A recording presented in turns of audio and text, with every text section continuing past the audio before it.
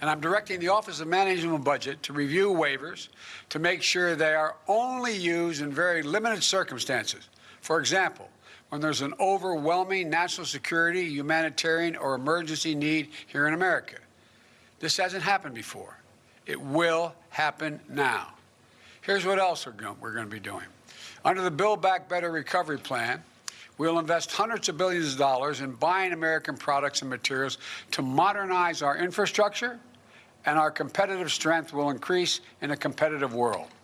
That means millions of good-paying jobs using American-made steel and technology to rebuild our roads, our bridges, our ports, and to make them more climate resilient, as well as make them able to move faster and cheaper and cleaner to transport American-made goods across the country and around the world, making us more competitive. It also means replenishing our stockpiles to enhance our national security. As this pandemic has made clear, we can never again be in a position where we have to rely on a foreign country that doesn't share our interest in order to protect our people during a national emergency. We need to make our own protective equipment, essential products and supplies. And we'll work with our allies to make sure they have resilient supply chains as well. We'll also make historic investments in research and development, hundreds of billions of dollars, to sharpen America's innovative edge in markets where global leadership is up for grabs. Markets like battery technology, artificial intelligence, biotechnology, clean energy. The federal government also owns an enormous fleet of vehicles, which we're going to replace with clean electric vehicles made right here in America by American workers, creating millions of jobs, 1 million auto worker jobs in clean energy and vehicles that are net zero emissions. And together, this will be the largest mobilization of public investment in procurement, infrastructure, and R&D since World War II. And with the executive order I'll be signing today, we'll increase Buy American requirements for these kinds of projects and improve the way we measure domestic content requirements. For example, right now, if you manufacture a vehicle for the federal government, you need to show that at least 50% of the components of that vehicle were made in America.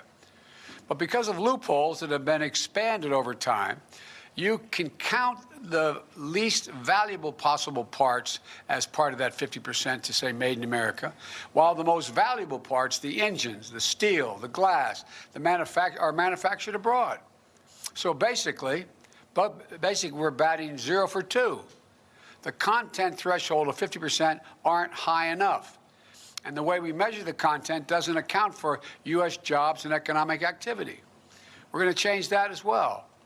The executive action I'm signing today will not only require that companies make more of their components in America, but that the value of those components is contributing to our economy, measured by things like a number of American jobs created and or supported. At the same time, we'll be committed to working with our trading partners to modernize international trade rules, including those relating to government procurement, to make sure we can all use our taxpayer dollars to spur investment that promotes growth and resilient supply chains.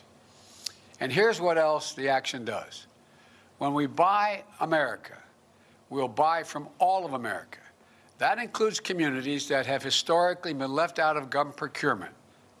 Black, brown, Native Americans, small businesses and entrepreneurs in every region of the country. We will use a national network of manufacturers called the Manufacturing Extension Partnership that's in all 50 states and Puerto Rico. You just watched Newsmax TV, America's fastest growing cable news channel, now in more than 70 million homes. You can get Newsmax TV on your cable system or check your cable guide. And if your system doesn't carry Newsmax, call them, tell them you want Newsmax TV, because we're real news for real people.